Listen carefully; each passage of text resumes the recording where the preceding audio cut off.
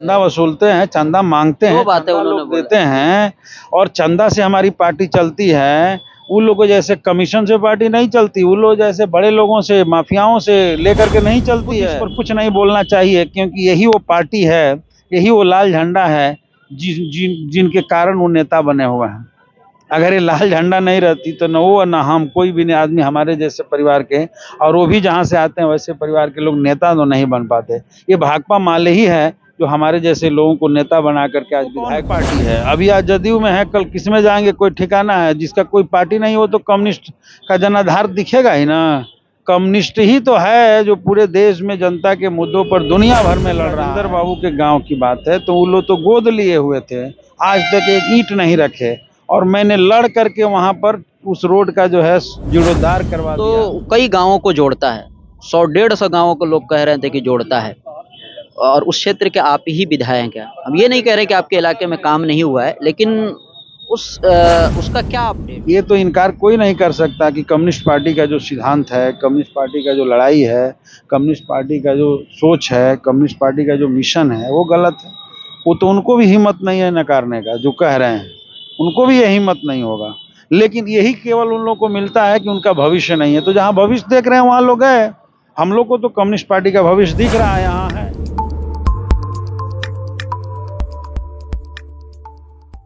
सभी का अलग अंदाज की टीम अभी सिवान के अंबेडकर पार्क में अभी हम लोग हैं। आप सबको आप विजुअल में भी देख रहे हैं, माले CPIML का अलग अलग जो संगठन के जो मजदूर हैं उनका एक यहाँ पे एक सारे लोग एक जगह इकट्ठा हुए थे, और इनकी लड़ाई आगे कैसे एक प्लेटफॉर्म पे आके लड़ी जाए उससे रिलेटेड बात हुई। आपको बैनर पोस्टर भी पीछे भी दिख रहा है कि जन मुद्दों और जन आंदोलनों का समागम सभी के लिए सम्मान, अधिकार और न्याय के रास्ते, बिहार को आगे ले जाने का संकल्प, सामाजिक समानता और सांप्रदायिक सद्भाव का झंडा बुलंद रखें। सबसे पहले तो आज का जो प्रोग्राम है उसके बारे में जानेंगे, और साथ ही साथ जीरादेई का भी जो विकास के जो दावे किए जा रहे हैं उसको भी हम लोग जानने की कोशिश करेंगे। इसके अलावा जो जीरादेई के पूर्व विधायक हैं जो आपके रमेश सिंह कुशवाहा, उनकी भी बात का हम लोग जिक्र करेंगे और विधायक जी से प्रतिक्रिया लेंगे। सर, स्वागत है हमारे चैनल पर। बहुत बहुत शुक्रिया आप सबको, आपके सभी दर्शकों को मेरी तरफ से नमस्कार, प्रणाम, आदाब। आज का जो प्रोग्राम है हमने अपने हिसाब से बताया है, हम चाहेंगे कि इसको संक्षेप में थोड़ा बता दिया जाए। हम तो पहले भी बताए कि ये जन आंदोलनों का समागम है, और बिहार भर में जितने तरह के आंदोलन चल रहे हैं, चाहे वो किसानों का आंदोलन हो, छात्र नौजवानों का आंदोलन हो, महिलाओं में आशा बहनों का आंदोलन हो, आंगनबाड़ी सेविका, सहायिका, आशा फैसिलेटर, इसके अलावा NM का आंदोलन है, रसोइया का, जीविका का, विकास मित्रों का, विभिन्न तरह के जो किसानों का, और इसके अलावा जो है शिक्षक लोगों का, विभिन्न तरह के जो आंदोलन चल रहा है और सब लोग अपने हक अधिकार की लड़ाई लड़ रहे हैं, उन सबको हम लोग एक मंच पर आज यहाँ इकट्ठा किए हैं, और पूरे बिहार को 10 भागों में बांट करके सभी जिला को जिसमें समाहित कर लिया गया है। अलग अलग समागम हो रहा है जिसका एक ही उद्देश्य है कि पटना के गांधी मैदान में 9 मार्च को एक महा जुटान किया जाए, और इस जुटान से इस पूरे आंदोलन को और धार दे करके इस सरकार के खिलाफ आंदोलन तेज हो और जनता के हक और इन लोगों का हक अधिकार मिले, और नहीं तो इस सरकार की विदाई हो। इसी संदर्भ में यह समागम था। एक सवाल, हम आपके क्षेत्र में गए थे, जो आपका जीरादेई है, जीरादेई से होते हुए चंदौली गंगौली की ओर एक रास्ता जाता है। पहले भी हम गए थे और अभी भी हम गए हैं, तो कई गांवों को जोड़ता है, 100-150 गांवों को लोग कह रहे थे कि जोड़ता है, और उस क्षेत्र के आप ही विधायक हैं। हम ये नहीं कह रहे कि आपके इलाके में काम नहीं हुआ है, लेकिन उसका क्या अपडेट है? देखिए, अपडेट के मामले में अगर कहिएगा तो उस सड़क जो है मार्च तक हर हाल में टेंडर होने के स्थिति में है, स्वीकृति उसको मिल चुकी है। वो उन्नयन योजना के तहत 3 किलोमीटर चौड़ीकरण होगा, और उसके बाद पुराने जो सड़क है उसका सबका बनाया जाएगा। तो एक योजना बन चुकी है। जहाँ तक बात है तो मैंने ऐतिहासिक काम पिछले 15 सालों में जो भी लोग रहे उसका रिकॉर्ड उठा कर देखिए, और मैंने जीरादेई विधानसभा के भीतर ऐतिहासिक कार्य कराया है। तमाम सड़कें मैंने मार्च के बाद, अप्रैल के बाद आपको चिकनी दिखेगी। सारी सड़कें अभी जो है कम से कम 80 सड़कें बनने जा रही है, और 35-40 सड़कें जो है तत्काल स्वीकृति मिला है, जिसका DPR भेजा जा चुका है। तो सड़कों के क्षेत्र में मैंने रिकॉर्ड किया है, और मैंने लड़ कर लाया। सरकार के दया माया से नहीं। अभी आप देखेंगे कि देश रत्न डॉक्टर राजेंद्र बाबू के गांव जाने वाली जो सड़क है, उसके लिए मैंने 3 साल से संघर्ष किया, तब जाकर के इस बार उसकी स्वीकृति मिली है। वो ऐतिहासिक सड़क है। अब ये स्ट्रीट लाइट सरकार नहीं लगा पा रही, वो भी हमारी लड़ाई है।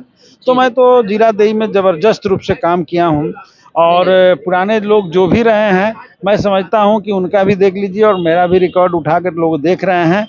जनता के बीच परसेप्शन बन रहा है कि भाई हमने काम। पुराने जो लोग हैं, जीरादेई के पूर्व विधायक रमेश सिंह कुशवाहा कह रहे हैं कि हमारा जो काम है उसी को अमरजीत कुशवाहा जी गिनवा रहे हैं। इसके अलावा एक और बात वो कह रहे थे कि डॉक्टर राजेंद्र प्रसाद के गांव से अगर उनको उतना ही लगाव है तो हर साल कई करोड़ का फंड होता है विधायक का, तो आप लगवा दें। तो कह रहे हैं कि आप पॉलिटिक्स कर रहे हैं। देखिए, एक बात तो तय है कि मेरा जो 4 करोड़ का फंड आता है, वो 4 करोड़ का फंड 3 बार आया है, 12 करोड़ रुपया। हमने कहीं बेईमानी नहीं किया। पूरे विधानसभा क्षेत्र के सभी गांवों को, सभी पंचायतों को बराबर बराबर हिस्सों में बांटा है। शिक्षा के क्षेत्र में भी मैंने उसको दिया है।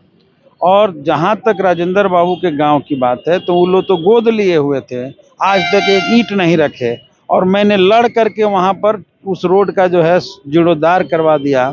तो ये तो ऐतिहासिक काम मैं लड़ करके कर रहा हूँ, लड़ते रहा हूँ। जनता के एक एक मुद्दों पर, जनता के सुख दुखों में कंधा से कंधा मिलाकर लड़ने वाला कौन है मेरे सिवा? तो मैं लड़ा हूँ। और उन लोग का भी विधानसभा का क्वेश्चन उठवा के देख लीजिए, वो भी 5 साल रहे हैं लोग। जो लोग रहे हैं उनका कितने विधानसभा में, इस विधानसभा क्षेत्र का मामला उठाए हैं, और मेरा भी रिकॉर्ड मैं निकाल करके आप लोगों को दे दूंगा कि हमने कितना एक एक जन मुद्दों को मैंने असेंबली में टच किया है, उठाया है, और उस मुद्दों पर जमीन पर काम हुआ है। भैंसा खाल तो मेरा ही खोजा हुआ है। पहले तो कोई उसका नामो नहीं जानता था कि भैंसा खाल में जमीन है, और आज वहाँ वृद्धाश्रम से लेकर के और अति पिछड़ा का स्कूल बन गया। वो जो है जितना यहाँ हमारे क्षेत्र में बना है, स्वास्थ्य केंद्र हो या जो भी हो, सब हमारे संघर्षों का परिणाम है। और इसके अलावा मैंने सबसे बड़ी बात जो लोग नहीं कर सकते हैं, हमारी पार्टी की लड़ाई है कि गरीबों को मान सम्मान को हमने झुकने नहीं दिया। और थाना हो, ब्लॉक हो, सभी जगहों पर गरीब सीना तान करके जाते हैं, जो मेरे प्रतिबद्धता थी। वो तो एक इंटरव्यू में कह रहे थे कि जो माले वाले जो लोग हैं धरना प्रदर्शन करते हैं, तो उसको कह रहे थे उससे कुछ होता नहीं है। इसके अलावा एक और कह रहे थे कि सिर्फ चंदा आप लोग वसूलते हैं, इस तरह की भी बात। वो चंदा वसूलते हैं, चंदा मांगते हैं, बातें उन्होंने देते हैं, और चंदा से हमारी पार्टी चलती है। उन लोगों जैसे कमीशन से पार्टी नहीं चलती, उन लोग जैसे बड़े लोगों से, माफियाओं से लेकर के नहीं चलती है। हमारी पार्टी जनता के सहयोग से चलती है, इसमें कोई दो राय की बात नहीं है। हम धान वसूलते हैं जनता के बीच में, गेहूं वसूलते हैं, एक एक जनता के घरों में हम लोग जाते रहते हैं। इसमें हमको कोई गर्व की बात है कि हमारे लिए गरीब जनता अपना देती है, झोली फैलाए रहते हैं, जनता संघर्षों में देती है, तन मन और धन से लोग सहयोग करते हैं, इसमें क्या है? और वो जो कह रहे हैं उनके बात को हमने क्या कहें, उनको तो खुद इस पर कुछ नहीं बोलना चाहिए, क्योंकि यही वो पार्टी है, यही वो लाल झंडा है जिनके कारण वो नेता बने हुए हैं। अगर ये लाल झंडा नहीं रहती तो न वो न हम, कोई भी नहीं आदमी हमारे जैसे परिवार के, और वो भी जहाँ से आते हैं वैसे परिवार के लोग नेता तो नहीं बन पाते।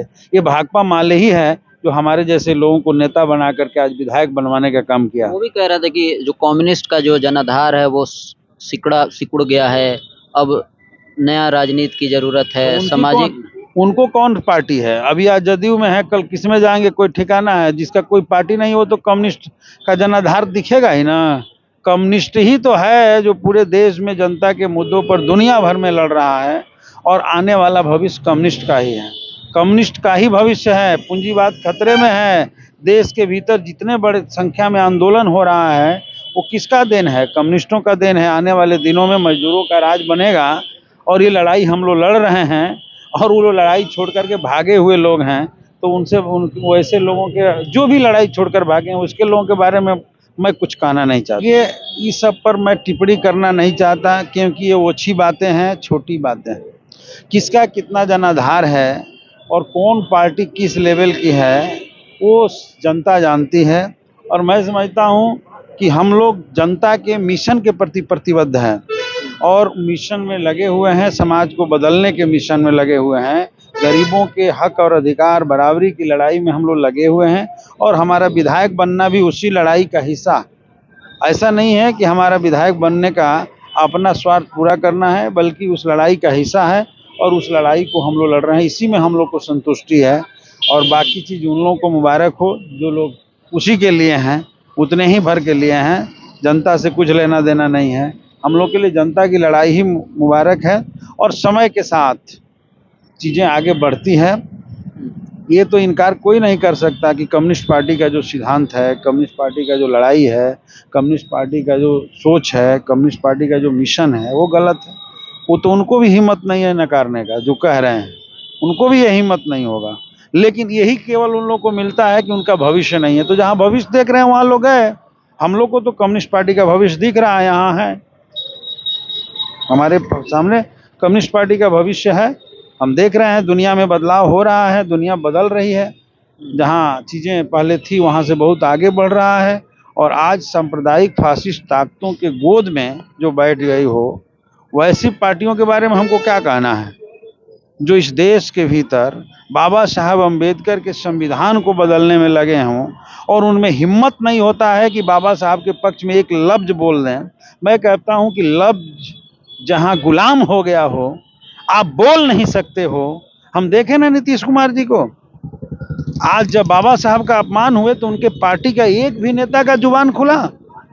आप कौन सी कैसे लोगों की बात करते हैं जो बाबा साहब के अपमान पर बोल नहीं सकते? जीतन राम मांझी जी नहीं बोल सकते, चिराग पासवान नहीं बोल सकते, नीतीश कुमार के पार्टी का कोई नेता नहीं बोल सकते। अगर हिम्मत है और आप आज़ाद हैं तो बाबा साहब के अपमान पर बोलना चाहिए ना। सच के लिए आवाज़ उठाना, अगर किसी को लगता है कि उसका भविष्य नहीं है तो उनको लग सकता है। हम सच के लिए आवाज़ उठाते हैं, उठाते रहेंगे, और यही हमारी संघर्ष और लड़ाई। चलिए, बिल्कुल हम लोग अलग अलग पार्टी के नेताओं के पास जाते हैं और सबकी राय विचार आम लोगों तक पहुंचाने की कोशिश करते हैं। ये पूरा इंटरव्यू आप सबको कैसा लगा कमेंट के माध्यम से दे सकते हैं। बने रहें, देखते रहें अलग अंदाज।